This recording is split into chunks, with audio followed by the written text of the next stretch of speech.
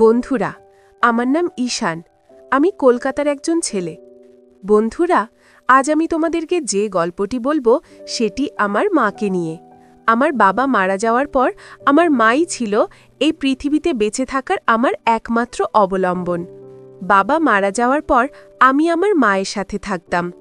খুব কষ্ট করে আমাদের সংসার চলত, তাতে কোনো সমস্যা ছিল না।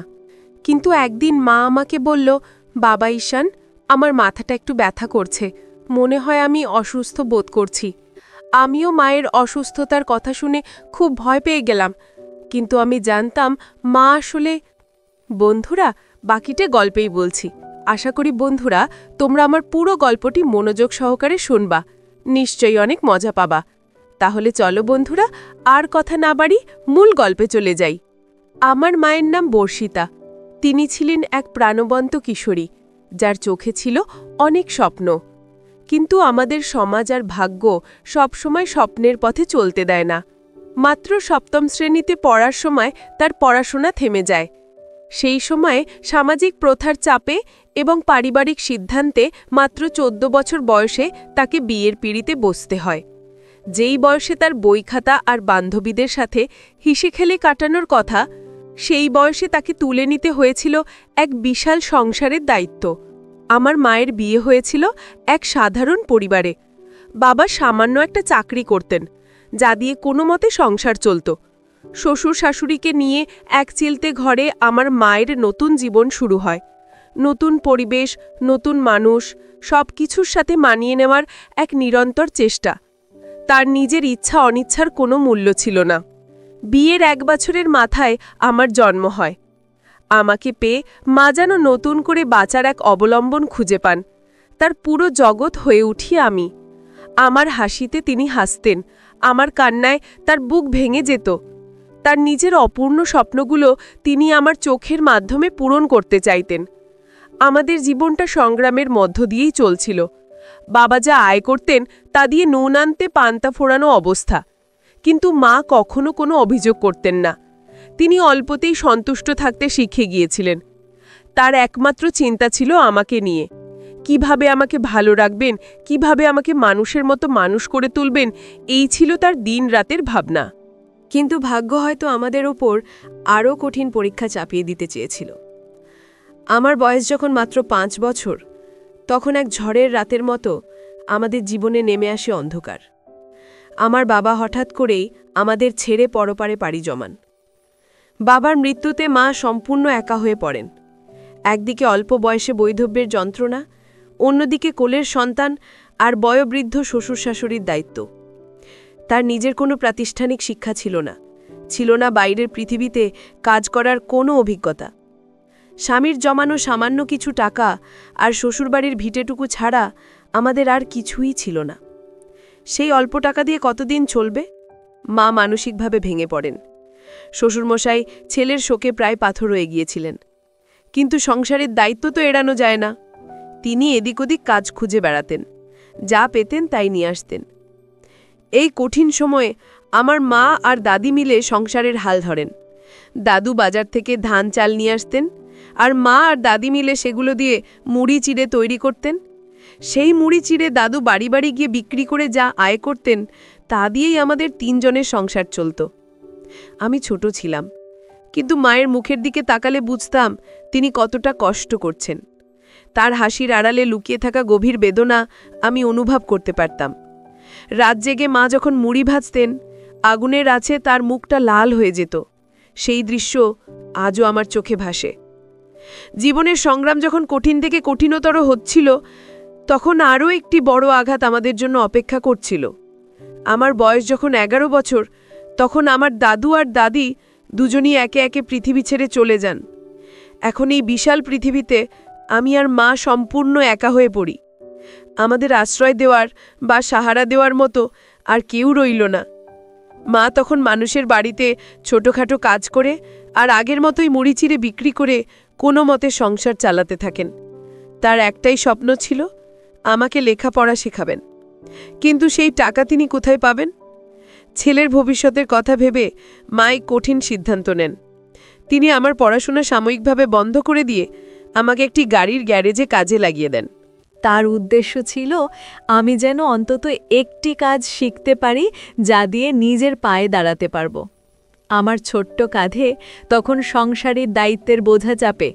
মায়ের মুখের দিকে তাকিয়ে আমি সব কষ্ট মেনে নিই।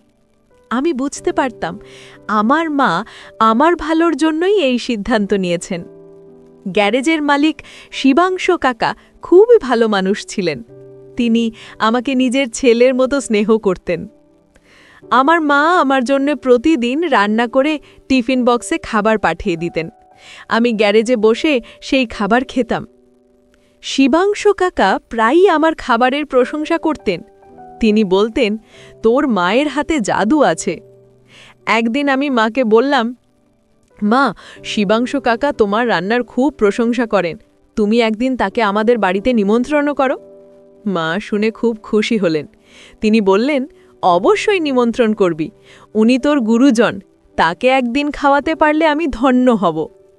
মায়ের কথায় আমি উৎসাহিত হয়ে একদিন কাজ শেষে শিবাংশ কাকাকে আমাদের বাড়িতে নিয়ে আসি।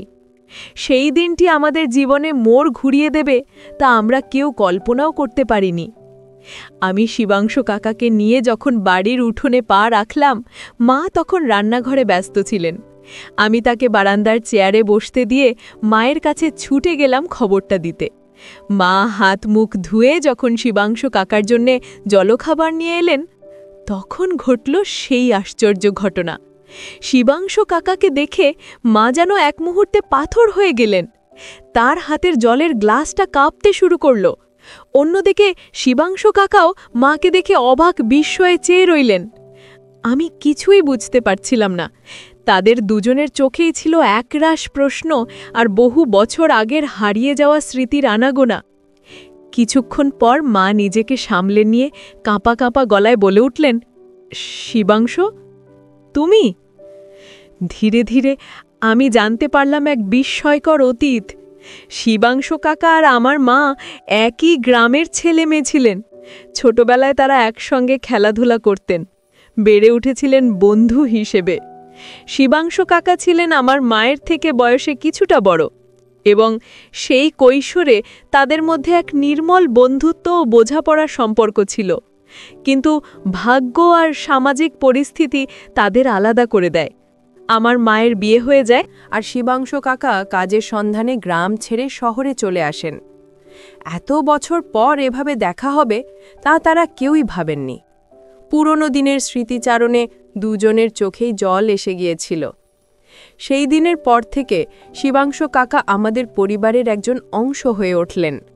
তিনি শুধু আমার মালিক বা মায়ের পুরনো বন্ধুই ছিলেন না, তিনি হয়ে উঠেছিলেন আমাদের অভিভাবক। আমাদের ভাঙা ঘরটা মেরামত করার ব্যবস্থা করে দিলেন। আমার মায়ের যখন যা প্রয়োজন হতো তিনি নিঃশব্দে সেই সাহায্যটুকু করতেন। তার এই নিঃস্বার্থ সাহায্য আমাদের জীবনে এক নতুন আশার আলো নিয়ে আসে। মা প্রায়ই বলতেন, ঈশ্বর হয়তো শিবাংশকে আমাদের জন্যই পাঠিয়েছেন। শিবাংশ কাকার নিজের বলতে কেউ ছিল না, তার বাবা মা অনেক আগেই মারা গিয়েছিলেন। তিনি গ্যারেজের পেছনের একটি ছোট ঘরে একাই থাকতেন। শিবাংশ কাকা আমার মধ্যে প্রচণ্ড সম্ভাবনা দেখতে পেয়েছিলেন। তিনি চাইতেন না যে আমি সারা জীবন একজন মেকানিক হয়েই থেকে যাই। তিনি আমাকে আবার স্কুলে ভর্তি করানোর কথা বললেন। আমি যখন খরচের কথা ভেবে দ্বিধা করছিলাম, তখন তিনি আমার পড়াশোনার সমস্ত দায়িত্ব নিজের কাঁধে তুলে নিলেন। তিনি বললেন, তুই শুধু মন দিয়ে পড়াশোনা করবি, বাকিটা আমি দেখব। তার এই কথায় আমি যেন নতুন করে স্বপ্ন দেখার সাহস পেলাম। আমি দিনের বেলা গ্যারেজে কাজ করতাম আর রাতে পড়াশোনা করতাম। মা আর শিবাংশ কাকা দুজনের অনুপ্রেরণায় আমি এগিয়ে যেতে লাগলাম। দেখতে দেখতে কয়েক বছর কেটে গেল। আমি পড়াশোনায় বেশ ভালো ফল করলাম এবং উচ্চ মাধ্যমিক পরীক্ষায় সম্মানের সাথে পাশ করলাম। আমার ফলাফলে মা আর শিবাংশ কাকা দুজনেই খুব খুশি হয়েছিলেন। কিন্তু এরপর কি হবে? উচ্চশিক্ষার জন্য যে পরিমাণ অর্থের প্রয়োজন তা জোগাড় করা আমাদের পক্ষে সম্ভব ছিল না। আমি যখন ভবিষ্যতের কথা ভেবে চিন্তিত, তখন শিবাংশ কাকা এক নতুন পথের সন্ধান দিলেন। তিনি বললেন বিদেশে কাজের জন্য চেষ্টা করতে। তার পরিচিত একজনের মাধ্যমে তিনি আমার জন্য মালয়েশিয়ায় একটি ভালো কাজের সুযোগের কথা বললেন। এই প্রস্তাব শুনে আমি প্রথমে রাজি হইনি। মাকে একা ফেলে এত দূরে চলে যাওয়ার কথা আমি ভাবতেও পারছিলাম না। কিন্তু মা আমাকে বোঝালেন। তিনি বললেন, বাবা, সুযোগ জীবনে বারবার আসে না। তুই আমার জন্য ভাবিস না, শিবাংশু তো আছে, ও আমাদের খেয়াল রাখবে। তুই নিজের পায়ে দাঁড়ালে তবেই তো আমার সব কষ্ট সার্থক হবে। মায়ের কথায় এবং শিবাংশু কাকার ভরসায় আমি বিদেশে যাওয়ার জন্য মনস্থির করলাম। শিবাংশু কাকা নিজের জমানো টাকা দিয়ে আমার পাসপোর্ট, ভিসা এবং যাওয়ার সমস্ত ব্যবস্থা করে দিলেন। যাওয়ার দিন ঘনিয়ে এলো। আমার মনটা অজানা আশঙ্কায় ভারাক্রান্ত হয়ে পড়ল। একদিকে নতুন জীবনের স্বপ্ন, অন্যদিকে মাকে ছেড়ে যাওয়ার কষ্ট। মা সারা রাত জেগে আমার জন্য পছন্দের খাবার রান্না করলেন, আমার ব্যাগ গুছিয়ে দিলেন। তার চোখে জল ছিল, কিন্তু মুখে ছিল হাসি। তিনি বারবার বলছিলেন, নিজের খেয়াল রাখবি আর মন দিয়ে কাজ করবি। শিবাংশু কাকা এয়ারপোর্ট পর্যন্ত আমার সাথে গিয়েছিলেন। তিনি আমাকে বাবার মতো বুকে জড়িয়ে ধরে বললেন, কোনো চিন্তা করবি না, আমি তোর মায়ের খেয়াল রাখব। তুই শুধু নিজের লক্ষ্যে স্থির থাকিস। আমি বিমানে বসেছিলাম, কিন্তু আমার মন পড়েছিল আমার ছোট মাটির ঘরে, যেখানে আমার মা একা দাঁড়িয়ে আমার পথের দিকে চেয়ে আছেন। আমি জানতাম এই যাত্রা শুধু আমার একার নয়, এই যাত্রার সাথে জড়িয়ে আছে আমার মায়ের সারা জীবনের স্বপ্ন আর শিবাংশু কাকার নিঃস্বার্থ ভালোবাসা ও বিশ্বাস। আমি মনে মনে প্রতিজ্ঞা করলাম, আমাকে সফল হতেই হবে। তাদের দুজনের মুখের হাসি ফোটানোর জন্য আমাকে সব কষ্ট সহ্য করতে হবে। এভাবেই শুরু হয়েছিল আমার প্রবাস জীবন, এক নতুন অধ্যায়ের সূচনা। মালয়েশিয়ায় এসে আমার এক নতুন জীবন শুরু হলো। এখানকার পরিবেশ, মানুষ, ভাষা সবই আমার জন্য নতুন ছিল। প্রথম প্রথম খুব কষ্ট হতো, মায়ের জন্য মন কেমন করত। কিন্তু যখনই মায়ের ক্লান্ত মুখের কথা মনে পড়ত, আমি নতুন করে শক্তি পেতাম। আমি একটি কনস্ট্রাকশন কোম্পানিতে কাজ পেয়েছিলাম। কাজটি বেশ কঠিন ছিল, কিন্তু আমি আমার সর্বস্ব দিয়ে পরিশ্রম করতে লাগলাম। আমার লক্ষ্য ছিল একটাই, যত তাড়াতাড়ি সম্ভব টাকা জমিয়ে মায়ের কষ্ট দূর করা এবং শিবাংশু কাকার ঋণ শোধ করা। আমি প্রতি মাসে আমার বেতনের একটা বড় অংশ মায়ের জন্য পাঠিয়ে দিতাম। আমি বিদেশে আসার পর শিবাংশু কাকা সত্যি সত্যি আমাদের পরিবারের অভিভাবকের দায়িত্ব পালন করতে শুরু করেন। তিনি নিয়মিত আমাদের বাড়িতে গিয়ে মায়ের খোঁজ খবর নিতেন। বাজার করে দেওয়া থেকে শুরু করে বাড়ির ছোটখাটো মেরামতের কাজ সব কিছুতেই তিনি মায়ের পাশে থাকতেন। তার এই নিঃস্বার্থ আচরণে মা অনেকটাই ভরসা পেতেন। আমি যখন ফোন করতাম, মা প্রায়ই শিবাংশু কাকার কথা বলতেন। তার প্রতি মায়ের কৃতজ্ঞতার কোনো শেষ ছিল না। আমি নিজেও শিবাংশু কাকার প্রতি চিরঋণী ছিলাম। তার মতো একজন মানুষ না থাকলে হয়তো আমার জীবনটা অন্যরকম হতে পারত। আমি টাকা পাঠানোর পর আমাদের সংসারের অবস্থার উন্নতি হতে শুরু করে। মা প্রথমে গ্রামের মানুষের ধারদেনা শোধ করেন। তারপর আমি মাকে একটা স্মার্টফোন কিনে পাঠাই, যাতে আমরা ভিডিও কলে কথা বলতে পারি। প্রথমবার ভিডিও কলে মাকে দেখে আবার চোখে জল এসে গিয়েছিল। কতদিন পর মায়ের মুখটা দেখলাম। মা আমাকে দেখে খুশিতে কেঁদে ফেলেছিলেন। প্রায়ই আমি যখন ফোন করতাম, দেখতাম শিবাংশু কাকা আমাদের বাড়িতেই আছেন, হয়তো কোনো কাজে সাহায্য করছেন। আমি বিষয়টাকে খুবই স্বাভাবিকভাবে নিতাম। আমার মনে হতো একজন ভালো মানুষ হিসেবে তিনি তার দায়িত্ব পালন করছেন। কিন্তু আমাদের সমাজ সবসময় সবকিছু সহজভাবে নিতে পারে না। বর্ষিতা একজন যুবতী বিধবা আর শিবাংশু একজন অবিবাহিত পুরুষ। শিবাংশুর নিয়মিত আমাদের বাড়িতে আসা যাওয়াটা গ্রামের কিছু মানুষের চোখে পড়তে শুরু করে। প্রথমে কানাঘুষা, তারপর ধীরে ধীরে তা প্রকাশ্য আলোচনায় রূপ নেয়। পাড়ার মহিলারা মাকে দেখলেই আড়ালে হাসাহাসি করত, কটু কথা বলত। তারা শিবাংশু কাকার নিঃস্বার্থ সাহায্যকে অন্য চোখে দেখতে শুরু করে। তাদের সংকীর্ণ মানসিকতা আমার মায়ের চরিত্রকে কলঙ্কিত করার চেষ্টা করতে লাগল। মা প্রথম প্রথম এই সব কথায় কান দিতেন না। তিনি জানতেন তিনি নির্মল এবং তার আর শিবাংশু কাকার সম্পর্কটা কতটা বিশুদ্ধ। কিন্তু মানুষের কটু কথা ধীরে ধীরে তার মানসিক শান্তির উপর প্রভাব ফেলতে শুরু করে। তিনি বাইরে বের হলে দেখতেন মানুষ তার দিকে কেমন অদ্ভুতভাবে তাকাচ্ছে। এই পরিস্থিতি তার জন্য অসহনীয় হয়ে উঠছিল। তিনি আমাকে এসব কিছুই জানাতেন না, কারণ তিনি চাইতেন না যে আমি বিদেশে বসে তার জন্য চিন্তা করি। তিনি নীরবে সব অপমান সহ্য করে যাচ্ছিলেন। এদিকে গ্রামের কিছু শুভাকাঙ্ক্ষী আমার সাথে সোশ্যাল মিডিয়ায় যোগাযোগ করে মায়ের নামে নানা ধরনের ভিত্তিহীন কথা বলতে শুরু করে। তারা আমাকে বোঝানোর চেষ্টা করে যে আমার মা এবং শিবাংশু কাকার মধ্যে এক অনুচিত সম্পর্ক গড়ে উঠেছে। তারা প্রমাণ হিসেবে আমাদের নতুন পাকা বাড়ি এবং উন্নত জীবনযাত্রার কথা বলতো। তারা বলতো, শিবাংশু কাকা এমনি এমনি এত টাকা খরচ করছেন না, এর পিছনে নিশ্চয়ই কোনো উদ্দেশ্য আছে। এই কথাগুলো আমার বুকে তীরের মতো বিঁধত। আমি আমার মাকে দেবীর মতো শ্রদ্ধা করতাম, তার চরিত্র নিয়ে এমন কথা আমি সহ্য করতে পারছিলাম না। একদিকে মায়ের প্রতি আমার বিশ্বাস, অন্যদিকে এতগুলো মানুষের একই ধরনের কথা। আমার মনে এক তীব্র দ্বন্দ্ব শুরু হলো। আমি কাকে বিশ্বাস করব? আমার সরল মা কি সত্যিই বদলে গেছেন, নাকি শিবাংশু কাকা তার সরলতার সুযোগ নিচ্ছেন? হাজারো প্রশ্ন আমার মনে ঘুরপাক খেতে লাগল। আমি রাতে ঘুমাতে পারতাম না, কাজে মন দিতে পারতাম না। আমার সুন্দর পৃথিবীটা সন্দেহের কালো মেঘে ঢেকে যেতে শুরু করল। আমি ঠিক করলাম, এই বিষয়ের একটা হেস্তনেস্ত করতেই হবে। আমি সিদ্ধান্ত নিলাম, কাউকে কিছু না জানিয়ে আমি দেশে ফিরে যাব। আমি নিজের চোখে দেখতে চাই সত্যিটা কি। যদি আমার মায়ের কোনো দোষ না থাকে, তাহলে যারা আমার মায়ের নামে মিথ্যা অপবাদ দিয়েছে তাদের আমি দেখে নেব। আর যদি কথাগুলো সত্যি হয়, তাহলে কি হবে তা আমি ভাবতে পারছিলাম না। আমার মন বলছিল আমার মা এমন কাজ করতেই পারেন না, কিন্তু পারিপার্শ্বিক পরিস্থিতি আমার বিশ্বাসকে প্রতিনিয়ত দুর্বল করে দিচ্ছিল। আমার দেশে ফেরার সিদ্ধান্তটা ছিল আকস্মিক। আমি আমার কোম্পানি থেকে জরুরি ছুটির আবেদন করি এবং কয়েকদিনের মধ্যেই টিকিট কেটে ফেলি। আমি মা বা শিবাংশু কাকা কাউকেই আমার আসার খবর জানাইনি। আমি চেয়েছিলাম কোনো রকম প্রস্তুতি ছাড়াই আমি পরিস্থিতির মুখোমুখি হব। আমার মনের মধ্যে তখন ঝড় বইছে। একদিকে মায়ের জন্য ভালোবাসা, অন্যদিকে তীব্র অভিমান আর কষ্ট। দীর্ঘ বিমান যাত্রায় আমি শুধু ভাবছিলাম, বাড়িতে গিয়ে আমি কি দেখব?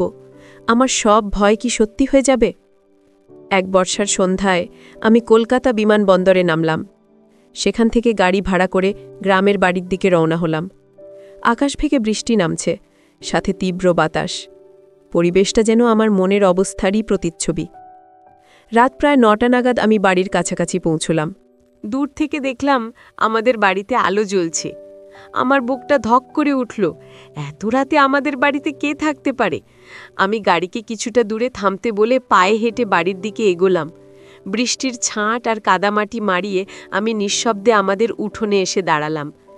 জানালার কাঁচের ভেতর দিয়ে যা দেখলাম তাতে আমার পায়ের তলার মাটি সরে গেল।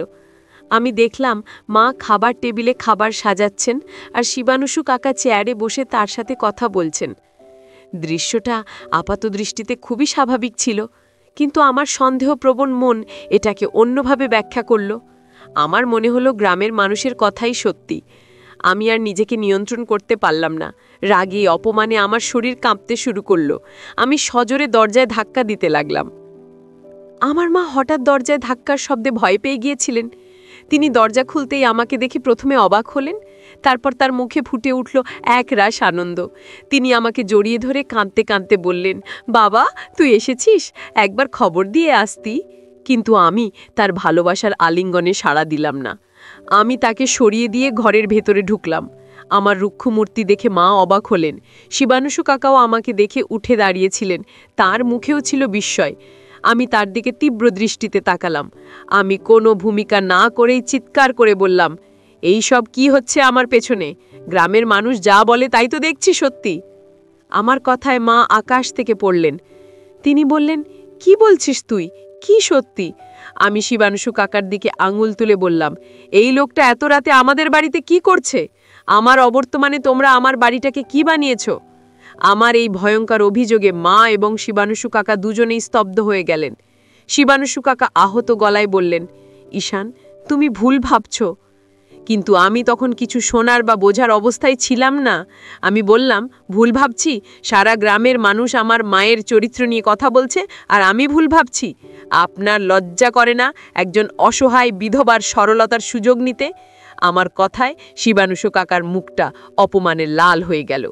মা কান্নায় ভেঙে পড়ে বললেন, ছি ঈশান, তুই এমন কথা বলতে পারলি? তুই তোর মাকে বিশ্বাস করিস না, আর যে মানুষটা আমাদের জন্য এত কিছু করলো তাকে তুই অপমান করছিস। আমি আরও উত্তেজিত হয়ে বললাম, কি করেছে ও আমাদের জন্য? আমাকে বিদেশ পাঠিয়েছে, তাই না? সেই টাকার বিনিময়ে তুমি নিজের সম্মান বিকিয়ে দিয়েছ। আমার এই কথায় মা যেন বাকশক্তি হারিয়ে ফেললেন। তিনি আমার গালে সজোরে এক চড় বসিয়ে দিলেন। কাঁদতে কাঁদতে বললেন, তোর কাছ থেকে আমি এটা আশা করিনি। যে মানুষটা নিজের সর্বস্ব দিয়ে তোর জীবনটা গড়ে দিল, তার প্রতিদান তুই এভাবে দিলি? তুই জানিস তোর বিদেশ যাওয়ার টাকা জোগাড় করার জন্য শিবাংশু তার বাবার দেওয়া শেষ স্মৃতি এই গ্যারেজটা পর্যন্ত বন্ধক রাখতে চেয়েছিল। মায়ের কথায় আমার উত্তপ্ত মাথাটা যেন ঠান্ডা হয়ে এলো। আমি স্তব্ধ হয়ে মায়ের মুখের দিকে তাকিয়ে রইলাম। মা বলতে লাগলেন, আজ ঝড় বৃষ্টির জন্য ওর ফিরতে দেরি হয়েছে। আমি ওকে বলেছিলাম খেয়ে যেতে, কারণ একা একা মানুষটা কি রান্না করে খাবে না খাবে। আর তুই সেটাকে নিয়ে এত কটু কথা বললি, আমাদের সম্পর্কটাকে তুই কলঙ্কিত করলি।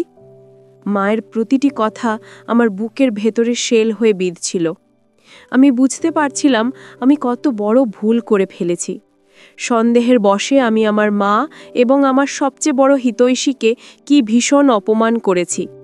আমার মাথাটা লজ্জায় অনুশোচনায় হেঁটো হয়ে গেল। মায়ের চড়টা আমার গালে যতটা না লেগেছিল, তার চেয়ে অনেক বেশি আঘাত করেছিল আমার বিবেকে। আমি বুঝতে পারছিলাম গ্রামের মানুষের কান কথা শুনে আমি আমার মা এবং শিবাংশু কাকার মতো দুজন নির্মল মানুষকে কতটা অসম্মান করেছি। আমার চোখে তখন অনুশোচনার জল। আমি কি বলবো বা কি করব কিছুই ভেবে পাচ্ছিলাম না। শিবাংশু কাকা পরিস্থিতি শান্ত করার চেষ্টা করলেন। তিনি মায়ের কাঁধে হাত রেখে বললেন, শান্ত হ বর্ষা, ও ছেলে মানুষ, মানুষের কথা শুনে ভুল করেছে, ওকে কিছু বলো না। তার এই উদারতা আমাকে আরও বেশি লজ্জিত করল।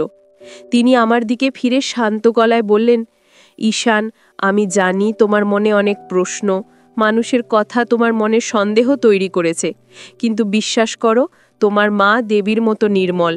আমি তাকে আমার বন্ধুর চেয়েও বেশি সম্মান করি। তোমাদের বিপদে পাশে দাঁড়ানোটা আমি আমার কর্তব্য বলে মনে করেছি। এর পেছনে আমার কোনো স্বার্থ ছিল না। তার কথাগুলো শুনে আমার আর কোনো সন্দেহ রইল না।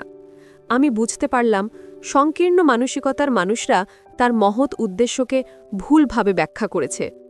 আমি শিবাংশু কাকার পায়ে পড়ে ক্ষমা চাইতে গেলাম, কিন্তু তিনি আমাকে ধরে ফেললেন। তিনি আমাকে বুকে জড়িয়ে ধরে বললেন, আরে কি করছিস? তুই আমার ছেলের মতো। বাবা মায়ের ওপর রাগ পড়ে ছেলে যদি দুটো কথা বলেই ফেলে, তাতে কি বাবা মা কিছু মনে করে? তার এই কথায় আমার চোখ দিয়ে ঝরঝর করে জল পড়তে লাগল। মাও আমার মাথায় হাত বুলিয়ে দিলেন। সেই মুহূর্তে আমাদের তিনজনের মধ্যে যে আবেগঘন পরিবেশ তৈরি হয়েছিল, তা ভাষায় প্রকাশ করা কঠিন। আমি আমার ভুলের জন্য মা এবং শিবাংশু কাকা দুজনের কাছেই বারবার ক্ষমা চাইলাম। তারা দুজনেই আমাকে ক্ষমা করে দিলেন। সেই রাতে আমরা তিনজন একসাথে খেতে বসলাম। পরিবেশটা অনেকটাই স্বাভাবিক হয়ে এসেছিল। খেতে খেতে শিবাংশু কাকা বললেন, ঈশান, আমি বুঝতে পারছি কেন তুমি এমন প্রতিক্রিয়া দেখিয়েছ। এই সমাজের নিয়মই হল একজন একা মহিলাকে শান্তিতে বাঁচতে না দেওয়া, বিশেষ করে যদি তিনি বিধবা হন। তার পাশে যদি কোনো পুরুষ এসে দাঁড়ায়, তাহলে এই সমাজের চোখে তারা অপরাধী হয়ে যায়। তার কথায় আমি সমাজের এই কদর্য রূপটা নতুন করে উপলব্ধি করলাম। আমি বুঝতে পারলাম দোষ আমার মায়ের বা শিবাংশু কাকার নয়, দোষ আসলে সমাজের এই অসুস্থ মানসিকতার। আমি মনে মনে এক দৃঢ় সংকল্প করলাম, আমি এই অন্যায়ের একটা স্থায়ী সমাধান করব। আমি আমার মাকে আর কোনো দিনও সমাজের কাছে ছোট হতে দেব না। শিবাংশু কাকা যে নিঃস্বার্থভাবে আমাদের জন্য এত ত্যাগ স্বীকার করেছেন, আমি তাঁর সেই ত্যাগের মর্যাদা রাখব। আমি তাদের দুজনের জন্যই এমন কিছু করব যাতে গ্রামের মানুষের মুখ চিরদিনের জন্য বন্ধ হয়ে যায় এবং তারা সম্মানের সাথে মাথা উঁচু করে বাঁচতে পারে। কিন্তু কি করব সেই পরিকল্পনাটা তখনও আমার মাথায় স্পষ্ট ছিল না। খাওয়া দাওয়ার পর শিবাংশু কাকা চলে যেতে চাইলেন, কিন্তু মা আর আমি তাকে কিছুতেই যেতে দিলাম না। বাইরে তখনও মুষলধারে বৃষ্টি পড়ছিল। আমি বললাম, কাকা, আজ রাতটা তুমি এখানেই থেকে যাও, কাল সকালে চলে যেও। আমার এই প্রস্তাবে মাও সায় দিলেন। সেই রাতে আমি আর শিবাংশু কাকা বাইরের ঘরে শুলাম। অনেক রাত পর্যন্ত আমাদের মধ্যে কথা হলো। আমি তার জীবনের কথা, তার একাকিত্বের কথা শুনলাম। আমি যত তার সম্পর্কে জানছিলাম, ততই তার প্রতি আমার শ্রদ্ধা বেড়ে যাচ্ছিল। আমি বুঝতে পারছিলাম শিবাংশু কাকা এবং আমার মা দুজনেই জীবনে অনেক একা। দুজনেরই একে অপরতে প্রয়োজন, কিন্তু সামাজিক অপবাদের ভয়ে তারা হয়তো কোনোদিনও সেই কথা মুখে আনতে পারবেন না। তাদের এই নীরব কষ্ট আমাকে গভীরভাবে নাড়া দিল। আমি তাদের দুজনের জন্যই একটা সুন্দর ভবিষ্যতের স্বপ্ন দেখতে শুরু করলাম। আমি ঠিক করলাম আমিই তাদের জীবনে নতুন ভোরের আলো নিয়ে আসব। সকালে ঘুম থেকে উঠে আমি এক নতুন মানুষ। আমার মন থেকে সব দ্বিধা, সব দ্বন্দ্ব দূর হয়ে গেছে। আমি এখন জানি আমার কি করতে হবে। আমি মা এবং শিবাংশু কাকার জন্য সকালের চা বানালাম। তারা আমার এই পরিবর্তন দেখে অবাক হলেন, কিন্তু মুখে কিছু বললেন না। আমি তাদের দুজনকে আমার সামনে বসিয়ে বললাম, মা, কাকা, আমি তোমাদের দুজনের সাথে কিছু জরুরি কথা বলতে চাই। আমি একটা সিদ্ধান্ত নিয়েছি। আমার গলার স্বরে এমন কিছু ছিল যা তাদের দুজনকে আমার কথা মনোযোগ দিয়ে শুনতে বাধ্য করল। আমি মা এবং শিবাংশু কানাকে বললাম, আমি গতরাতে অনেক ভেবে দেখেছি। আমি বুঝতে পেরেছি এই সমস্যার মূল কোথায়। গ্রামের মানুষ তোমাদের নিয়ে কথা বলছে কারণ তারা তোমাদের সম্পর্কের কোনো সামাজিক স্বীকৃতি দেখতে পাচ্ছে না। তারা একজন বিধবা মহিলা এবং একজন অবিবাহিত পুরুষের বন্ধুত্বকে সহজভাবে নিতে পারছে না। যতদিন তোমরা এভাবে থাকবে ততদিন এই কানাঘুষা চলতেই থাকবে। আমি চাই এই সমস্যার একটা স্থায়ী সমাধান হোক। আমার কথা শুনে তারা দুজনেই একে অপরের দিকে তাকালেন, কিন্তু কিছুই বললেন না। আমি সরাসরি শিবাংশু কাকার দিকে তাকিয়ে বললাম, কাকা, তুমি আমাদের জন্য যা করেছ তার ঋণ আমি কোনোদিনও শোধ করতে পারবো না। তুমি আমার বাবার অভাব পূরণ করেছ, আমার মাকে সম্মান দিয়েছ। আমি জানি তুমি মনে মনে আমার মাকে কতটা শ্রদ্ধা করো। তারপর আমি মায়ের দিকে ফিরে বললাম, মা, তুমি সারাটা জীবন শুধু আমাদের জন্য কষ্ট করেছ, নিজের জন্য কোনোদিনও কিছু ভাবনি। শিবাংশু কাকার মতো একজন ভালো মানুষ তোমার জীবনে আসায় আমি সত্যি খুব খুশি। আমি জানি তুমিও তাকে কতটা বিশ্বাস করো। আমার কথার আসল উদ্দেশ্য বুঝতে পেরে মা এবং শিবাংশু কাকা দুজনেই কিছুটা অপ্রস্তুত হয়ে পড়লেন। মা বললেন, তুই কি বলতে চাইছিস ঈশান? পরিষ্কার করে বল। আমি গভীর শ্বাস নিয়ে বললাম, আমি চাই তোমরা দুজনে বিয়ে করো। আমার এই প্রস্তাবে দুজনই যেন আকাশ থেকে পড়লেন। শিবাংশু কাকা তাড়াতাড়ি বলে উঠলেন, এসব কি বলছিস ঈশান? তোর মা আমার বন্ধু, আর তাছাড়া আমার বয়স হয়েছে, এই বয়সে বিয়ে? মাও লজ্জায় মাথা নিচু করে বললেন, সমাজ কি বলবে? তোর বিয়ের বয়স হয়েছে আর এই বয়সে আমি নিজে বিয়ে করব?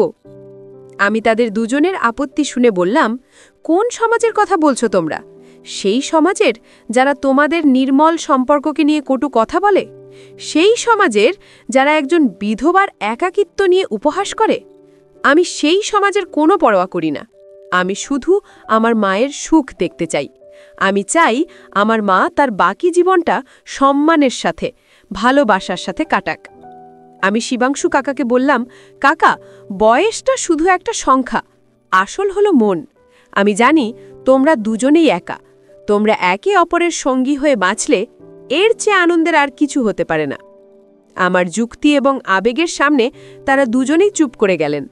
আমি বুঝতে পারছিলাম তাদের মনেও হয়তো এই ইচ্ছাটা ছিল, কিন্তু সামাজিক লোকলজ্জার ভয়ে তারা তা প্রকাশ করতে পারেননি। আমি তাদেরকে ভাবার জন্য সময় দিলাম।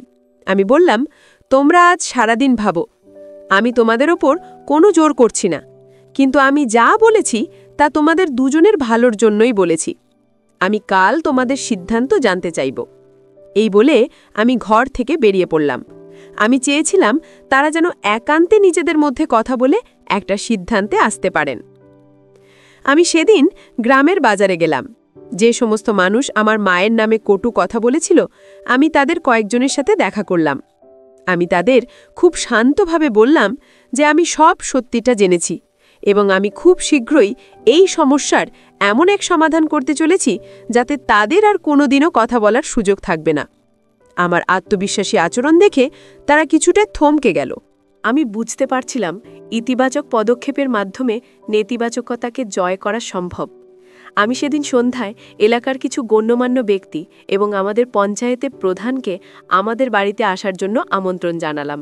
আমি তাদের বললাম যে আমার মা এবং শিবাংশু কাকার বিষয়ে আমি একটি গুরুত্বপূর্ণ ঘোষণা করতে চাই। আমার এই পদক্ষেপে সারা গ্রামে একটা আলোড়ন সৃষ্টি হলো। সবাই উৎসুক হয়ে অপেক্ষা করতে লাগলো আমি কি করতে চলেছি তা দেখার জন্য। আমি জানতাম আমি যে পথে হাঁটছি তা কঠিন, কিন্তু আমি এও জানতাম যে সত্য এবং ভালোবাসার চেয়ে বড় কোনো শক্তি পৃথিবীতে নেই। রাতে বাড়ি ফিরে আমি দেখলাম মা এবং শিবাংশু কাকা বারান্দায় চুপচাপ বসে আছেন। তাদের মুখ দেখে আমি বুঝতে পারছিলাম তারা নিজেদের মধ্যে অনেক আলোচনা করেছেন। আমি তাদের কাছে গিয়ে বসলাম। মা আমার মাথায় হাত রেখে বললেন, তুই যা ভালো বুঝিস তাই কর, তোর সিদ্ধান্তে আমাদের সম্মতি আছে। তার এই কথায় আমি যেন আকাশের চাঁদ হাতে পেলাম। শিবাংশু কাকাও মৃদু হেসে তার সম্মতি জানালেন। আমি বুঝলাম আমার প্রথম ধাপ সফল হয়েছে, এখন বাকিটা আমাকেই সামলাতে হবে। পরের দিন সকাল থেকেই আমাদের বাড়িতে একটা সাজো সাজো রব। আমি এলাকার সবচেয়ে ভালো ডেকোরেটরকে খবর দিয়েছিলাম আমাদের বাড়ির উঠোনে একটা ছোট প্যান্ডেল করার জন্য। মিষ্টির দোকানে বিভিন্ন ধরনের মিষ্টির অর্ডার দিয়েছিলাম। আমি চেয়েছিলাম আমার মায়ের জীবনের এই নতুন অধ্যায়ের সূচনা যেন কোনো সাধারণ ঘটনা না হয়, এটা যেন একটা উৎসব হয়ে ওঠে। আমার এই আয়োজন দেখে গ্রামের মানুষ আরও বেশি অবাক হয়ে গেল। তারা কিছুই বুঝতে পারছিল না যে কি হতে চলেছে। দুপুরের পর থেকেই আমন্ত্রিত অতিথিরা অর্থাৎ গ্রামের গণ্যমান্য ব্যক্তিরা একে একে আসতে শুরু করলেন। আমি তাদের সবাইকে সম্মানের সাথে বসালাম। মা এবং শিবাংশু কাকা আমার কথা মতো নতুন পোশাকে সেজে ঘরের ভেতরে অপেক্ষা করছিলেন। তাদের দুজনের মুখেই ছিল এক ধরনের সংকোচ এবং উত্তেজনা। আমি তাদের বারবার ভরসা দিচ্ছিলাম যে সব কিছু ঠিক হয়ে যাবে। আমি চেয়েছিলাম এই পুরো ঘটনাটার সাক্ষী থাকুক গ্রামের সবাই, যাতে ভবিষ্যতে কেউ আর আঙুল তোলার সাহস না পায়। সবাই উপস্থিত হবার পর আমি প্যান্ডেলের মাঝখানে দাঁড়ালাম। আমি মাইক হাতে নিয়ে সবার উদ্দেশ্যে বলতে শুরু করলাম, আজ আমি আপনাদের সবাইকে এখানে ডেকেছি একটি বিশেষ কারণে। আপনারা সবাই আমার মা বর্ষিতা দেবীকে চেনেন। আপনারা তার সংগ্রাম, তার ত্যাগ সবকিছুই দেখেছেন। আপনারা এও জানেন যে শিবাংশু কাকা, যিনি আমার গুরুজন, তিনি কিভাবে আমাদের বিপদের দিনে ছায়ার মতো পাশে এসে দাঁড়িয়েছেন। আমার কথায় সবাই মনোযোগ দিয়ে শুনছিল। আমি বলতে লাগলাম, কিন্তু আমি অত্যন্ত দুঃখের সাথে লক্ষ্য করেছি যে গ্রামের কিছু মানুষ আমার মায়ের নির্মল চরিত্র এবং শিবাংশু কাকার নিঃস্বার্থ সাহায্যকে ভুল চোখে দেখেছেন। তারা তাদের বন্ধুত্বকে এক ভিত্তিহীন নাম দেওয়ার চেষ্টা করেছেন। এতে আমার মা শুধু সামাজিকভাবে অপমানিতই হননি, মানসিকভাবেও ভীষণ কষ্ট পেয়েছেন। আমার কথায় কানাঘুষা করা সেই মানুষগুলো মাথা নিচু করে ফেলল।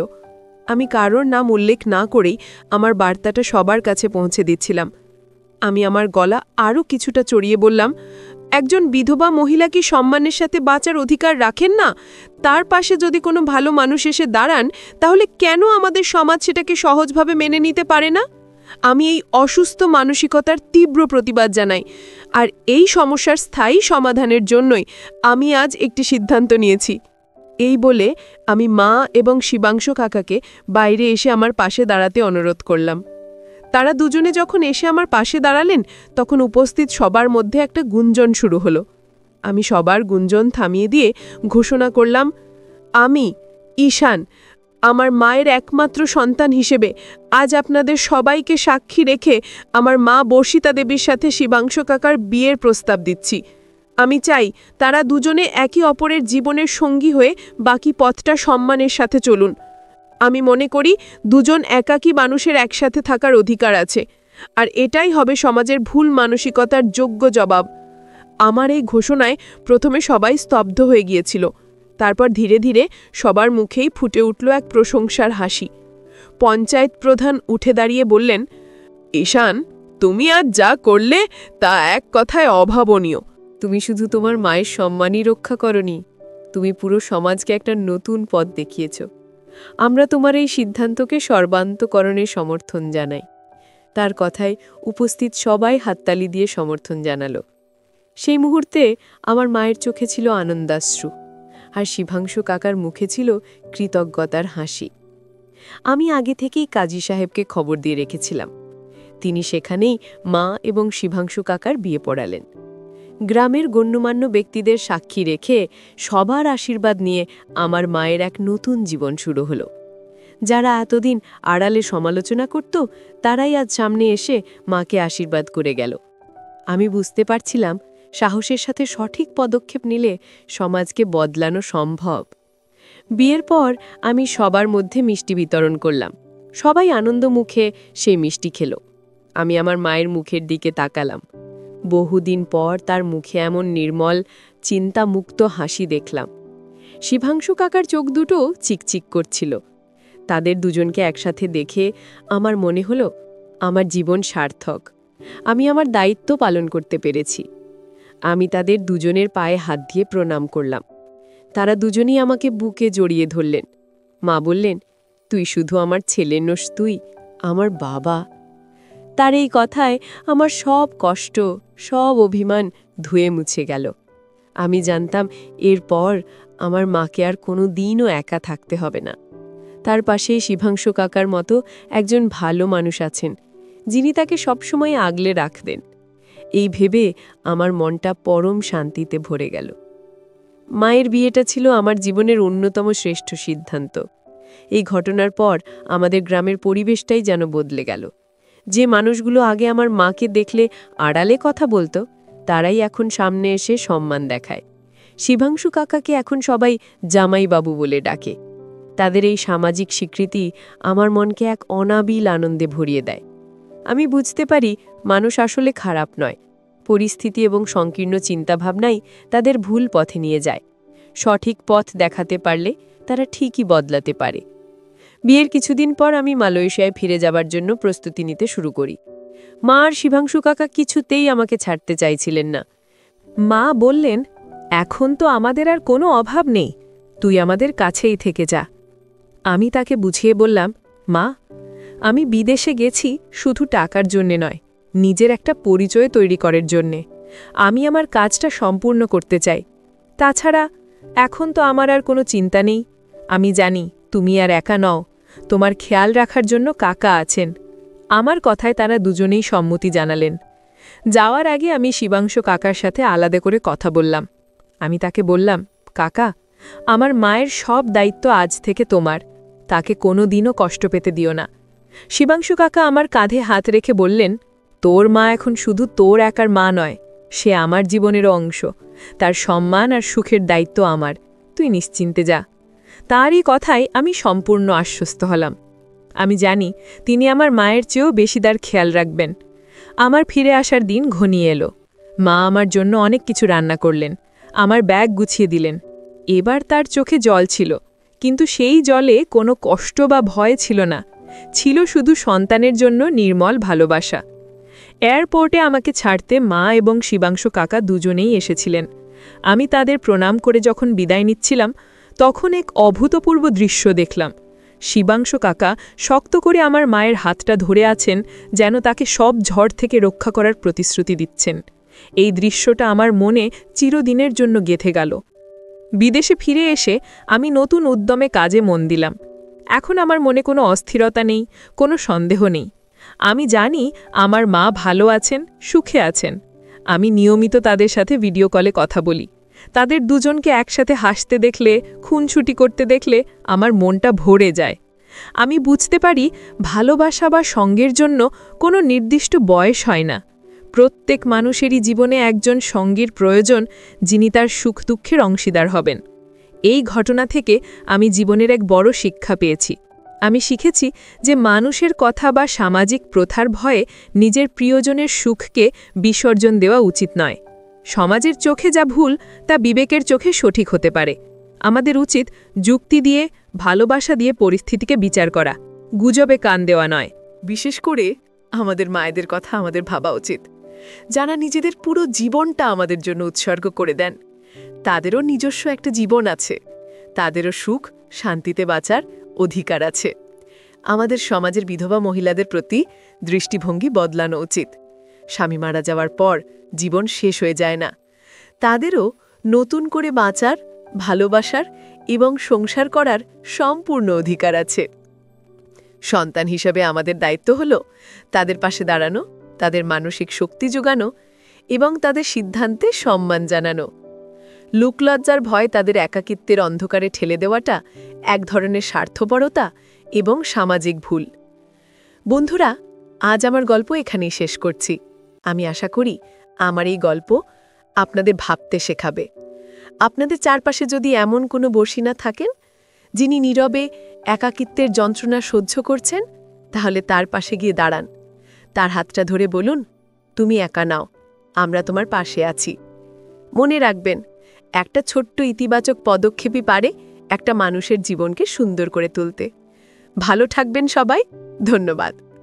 বন্ধুরা, গল্পের শেষে আমি তোমাদেরকে বলতে চাই, সমাজের ভিত্তিহীন সমালোচনা বা লোকলজ্জার ভয়ে কখনো সত্য এবং ভালোবাসার পথ থেকে সরে আসা উচিত নয়। একজন সন্তানের সবচেয়ে বড় কর্তব্য হল তার বাবা মায়ের সুখ এবং সম্মান নিশ্চিত করা। মা বাবারা সারা জীবন সন্তানের জন্য ত্যাগ স্বীকার করেন, তাই তাদের জীবনের শেষ পর্যায়ে এসে তাদের একাকিত্ব দূর করে মুখে হাসি ফোটানোর দায়িত্ব সন্তানেরই। বিধবা বা নিঃসঙ্গ মায়েদের পুনরায় বিয়ে দেওয়ার বিষয়টি সমাজে স্বাভাবিকভাবে গ্রহণ করা উচিত, কারণ প্রত্যেক মানুষেরই জীবনের যে কোনো বয়সে ভালোবাসা এবং সঙ্গীর সাথে সম্মানের সাথে বাঁচার অধিকার আছে। অন্যের ব্যক্তিগত জীবন নিয়ে ভিত্তিহীন গুজব ছড়ানো একটি সামাজিক ভুল। এর পরিবর্তে আমাদের উচিত একে অপরের প্রতি সহানুভূতিশীল হওয়া এবং বিপদে মানুষের পাশে দাঁড়ানো। সাহসিকতা, বিবেক এবং ভালোবাসার মাধ্যমেই সমাজের সংকীর্ণ চিন্তাভাবনাকে পরাজিত করা সম্ভব। বন্ধুরা, আমার গল্পটি যদি তোমাদের ভালো লাগে তাহলে লাইক, শেয়ার এবং সাবস্ক্রাইব করে পাশে থেকো। আর বন্ধুরা, তোমরা এতক্ষণ ধৈর্য ধরে গল্পটি শোনার জন্য তোমাদের সবাইকে অসংখ্য ধন্যবাদ। সবাই ভালো থাকবেন, সুস্থ থাকবেন।